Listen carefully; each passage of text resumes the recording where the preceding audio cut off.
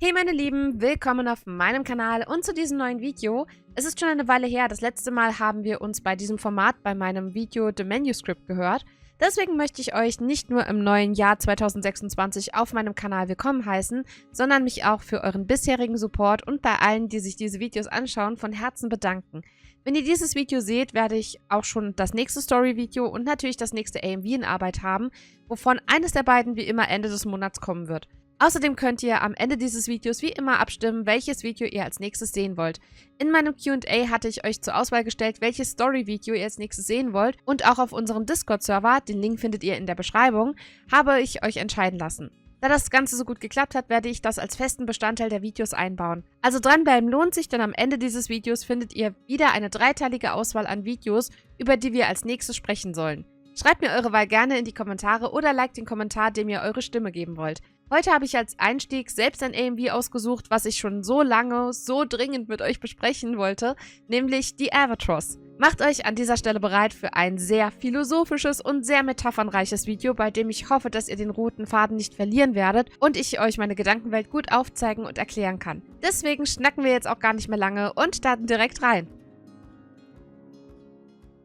Das Video Die Albatross ist wie im Intro bereits erklärt ein sehr philosophisches und metaphernreiches AMV, weswegen ich in diesem Video sehr viel mehr Bezug auf die Textzeilen aus dem Lied nehmen und euch im Zusammenhang dessen meine Interpretation und die eigentliche Story des AMVs erklären werde. Für dieses Video wäre es hilfreich, wenn ihr den Emerald Witch Arc von Black Butler, also die 5. Staffel, bereits gesehen habt, weil ich innerhalb der eigentlichen Story viel Bezug auf den besagten Arc nehmen und somit kleinere Spoiler enthalten sein werden.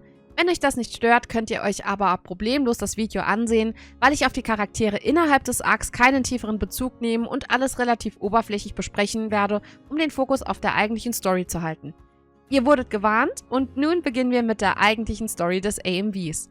Die erste Szene startet direkt dramatisch mit meiner erfolgreichen Entführung durch einen Werwolf, welcher durch mein Fenster springt, mich packt und aus selbigen wieder entkommt, ehe Sebastian im Anschluss das Zimmer betritt. Noch bevor er die Verfolgung aufnehmen kann, wird er aufgehalten und die folgenden Liedtextzeilen sind so zu verstehen, wie das, was in diesem stummen Dialog gesagt wird. Weise Männer sagten einst, wilde Winde sind der Tod der Kerze. Eine Rose mit einem anderen Namen ist ein Skandal. Hier war meine persönliche Interpretation so angedacht, dass ich die wilden Winde sowie die Rose mit anderem Namen darstelle, während Sebastian, der wie immer in meinen Videos für eine Person aus meinem realen Leben steht, den Tod der Kerze symbolisiert. Anders ausgedrückt, eine sehr chaotische und lebhafte Person bedeutet den sinnbildlichen Tod der anderen, sehr beständigen, geordneten und ruhigen Person, wovor die weisen Männer diesen versuchen zu warnen.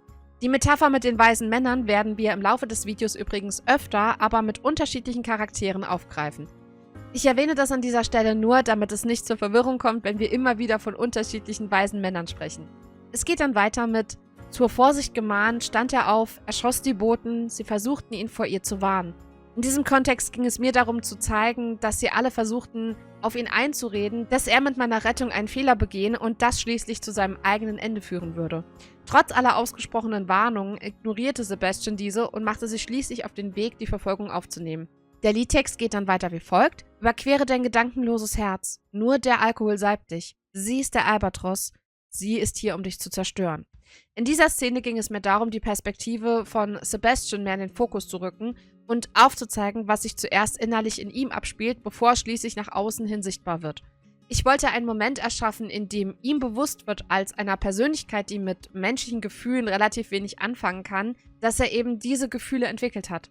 Wie ich sinngemäß als Albatros, ein Vogel aus der Familie der Seevögel, der eine Flugspannweite von bis zu 3,5 Metern haben kann, in sein Leben geflogen komme und mit den sich langsam einschleichenden Gefühlen komplett neue Seiten an ihm hervorbringe, was einer innerlichen Zerstörung gleichkommt.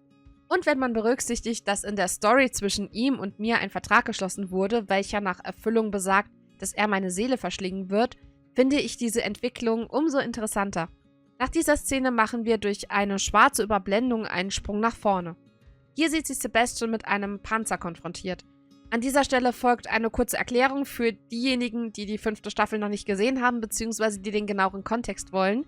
Falls ihr nicht gespoilert werden wollt, blende ich euch hier einen Timestamp ein, damit ihr die Erklärung überspringen könnt, denn diese wird keinen weiteren Einfluss auf die Kerngeschichte des Videos haben und soll wirklich nur Kontext für ein besseres Verständnis liefern. Für alle, die drangeblieben sind, hier die kurze Erklärung. Das Dorf namens Wolfsschlucht, in welchem sich unsere aktuelle Geschichte gerade abspielt, ist bekannt dafür, ein Bereich zu sein, in dem sich Werwölfe in den Wäldern tummeln und Menschen angreifen, welche die Wälder betreten. In Wahrheit handelt es sich jedoch um eine Militärbasis, in der im Geheimen biochemische Waffen entwickelt werden.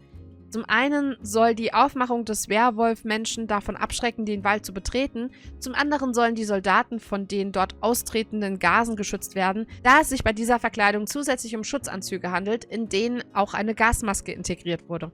Für mehr Details solltet ihr euch den Anime ansehen, aber das ist grob erklärt der genauere Kontext zum Verständnis, warum wir jetzt von Soldaten sprechen werden. Im Liedtext geht es dann weiter wie folgt. Weise Männer sagten einmal, ein schlechter Samen töte den Garten. Eine Verführerin weniger, ein Dolch weniger zum Schärfen. Hier ist es dieses Mal die Soldatin innerhalb des Panzers, welche unter der Bezeichnung weiße Männer mich als schlechten Samen und als Verführerin benennt und so impliziert, dass sie mich entführt haben, um mich anschließend aus dem Verkehr ziehen zu können. Das liegt dem zugrunde und auch darüber werde ich noch ein genaueres Video machen, welche Rolle mein Charakter innerhalb dieser Geschichte spielt. Die genaue Erklärung dafür würde in diesem Video komplett den Rahmen sprengen, weswegen ich euch um Geduld bitten würde, bis ich das Video dazu aufgenommen habe. Das ist jedenfalls der Grund für die Entführung und für das weitere Geschehen, denn wir machen in der Story direkt weiter. Sperrten mich in Türmen ein, aber ich besuchte dich in Träumen und sie versuchten dich vor mir zu warnen. Der Panzer als undurchdringlicher Turm mit den Soldatinnen und mir als Insassen nimmt nun Sebastian ins Visier und zielt auf ihn. Bevor die Soldatin jedoch den Abzug betätigen kann, springt Sebastian hoch und schlägt ein Loch in das Dach des Panzers, weil sich dieser durch seine Schläge und Tritte von allen Seiten nicht beschädigen bzw. durchschlagen lässt. In dem Moment, als er seine Hand wieder aus dem Dach zieht und lächelnd zu uns hinunterschaut, folgen die Liedzeilen: Teufel, den du kennst, erheben noch schlimmere Höllen als Fremde. Sie ist der Tod, den du gewählt hast. Du bist in schrecklicher Gefahr.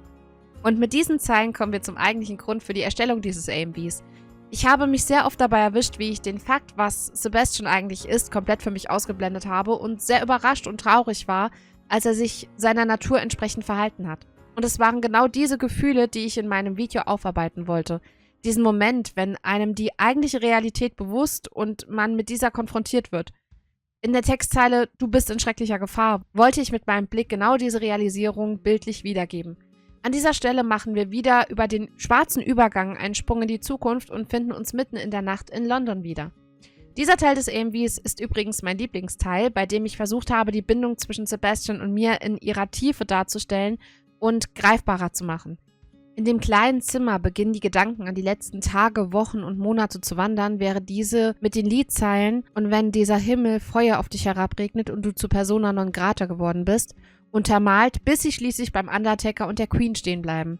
Zur Erklärung, eine Persona non grata ist eine Person, die nirgends gerne gesehen wird und soll in diesem Kontext Bezug auf Menschen nehmen, denen man zu Beginn sehr vertraut hat und die sich im Laufe des eigenen Lebens als Antagonisten herausgestellt haben, was wir im späteren Video noch einmal näher aufgreifen werden.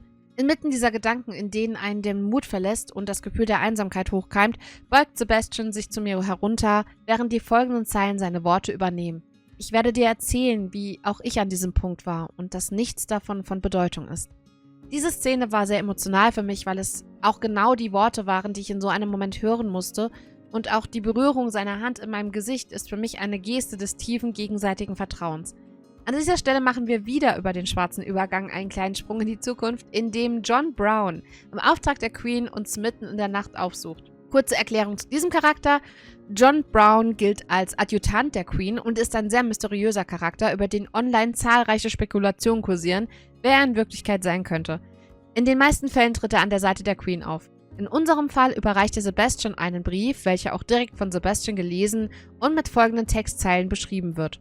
Weise Männer lasen einst Fake News und sie haben sie geglaubt. Ihr könnt mir gerne in die Kommentare schreiben, was ihr glaubt, was in diesem Schreiben steht. Zurück bei der Queen erstattet John Brown Bericht, was ich mit den Worten „Schakale stellten ihre Nackenhaare auf" untermalen wollte, da diese nun abwarten, was als nächstes passieren würde. In der Zwischenzeit betritt Sebastian mit langsamen Schritten mein Schlafgemach. Du konntest es dir nicht vorstellen. Du schliefst friedlich, als sie dich aus seinem Bett zerrten, und ich habe versucht, dich vor ihnen zu warnen. Sind die folgenden Zeilen, die sich in dem Bildkontext selbst erklären sollten. Was mir persönlich in diesem Part besonders gut gefallen hat, war die Stelle mit Sebastian und mir zusammenzuschneiden, in der er mit seiner Hand mein Gesicht zu sich zieht. Das hat nicht nur im Schnitt unglaublich viel Spaß gemacht zu schneiden, sondern war auch eine Szene, die für mich sehr aussagekräftig war. Zum einen zeigt er in seinem Blick Bedauern über die Situation und darüber, dass er zu diesen Mitteln greifen musste. Zum anderen wollte ich in meinem Blick darstellen, dass ich vor ihm keine Angst habe. An dieser Stelle wollte ich den Kern des Videos noch einmal aufgreifen, diesen Konflikt zwischen Liebe und Angst vor der Person des Vertrauens. Generell war ich mir an diesem Punkt trotzdem nicht sicher, wie ich mit der Story weitermachen wollte. Bin ich bereit dafür zu kämpfen oder ergebe ich mich in mein Schicksal, so wie ich das in der Vergangenheit immer gemacht habe, was man in vorangegangenen Videos gut sehen konnte. Also lege ich meine Hand auf mein rücksichtsloses Herz, breite meine Flügel wie ein Fallschirm aus. Ich bin der Albatros und ich komme zur Rettung angerauscht.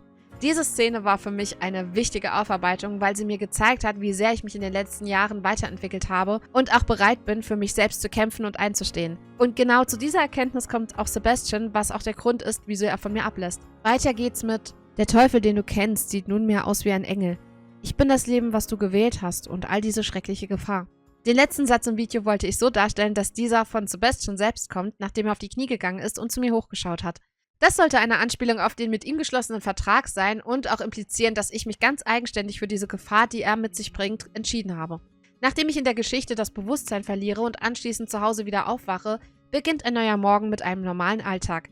Das Video findet dann schließlich sein Ende mit den abschließenden Zeilen: Sie ist der Albatros, sie ist hier, um dich zu zerstören. Diese Stelle wollte ich ebenfalls aus Sichtweise von Sebastian darstellen, als einen letzten Gedankengang, den er kurz vor dem Ende hat, und das mit einem akzeptierenden Lächeln seinerseits zusätzlich untermalen.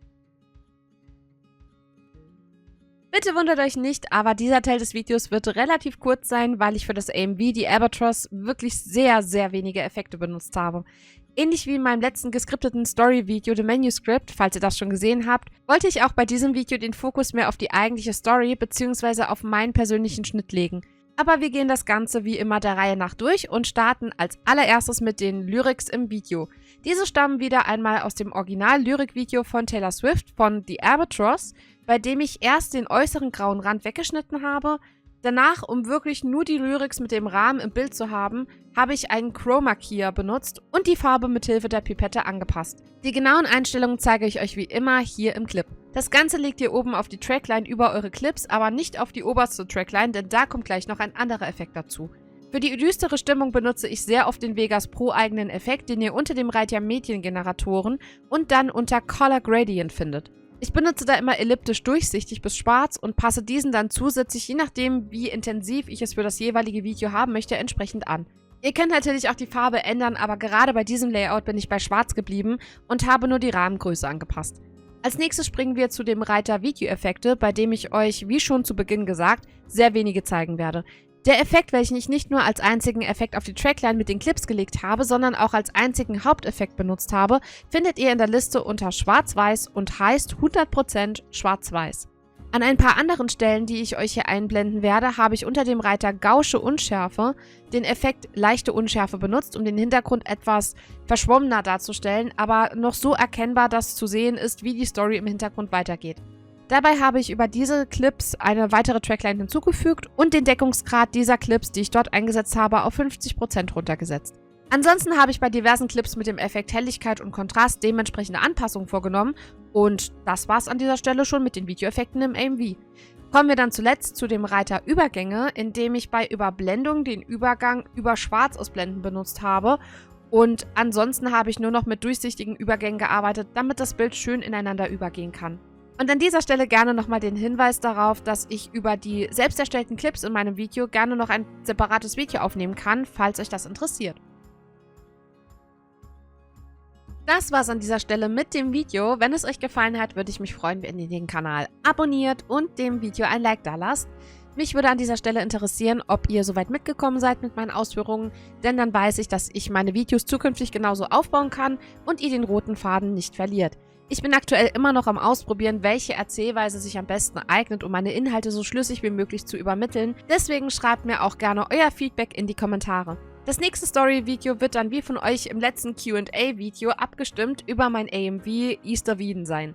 An dieser Stelle kommen wir nun zu den 3 AMVs, bei denen ihr entscheiden könnt, welches ihr als nächstes aufgearbeitet haben wollt. Wir starten mit My Boy Only Breaks His Favorite Toys, weiter geht's mit Fresh Out the Slammer und den Abschluss macht I Look in People's Windows. Die freie Auswahl liegt nun bei euch. Ich verabschiede mich, habt einen schönen Morgen, Mittag oder Abend und ich würde mich freuen, wenn wir uns im nächsten Video wiedersehen. Macht's gut, bis dann!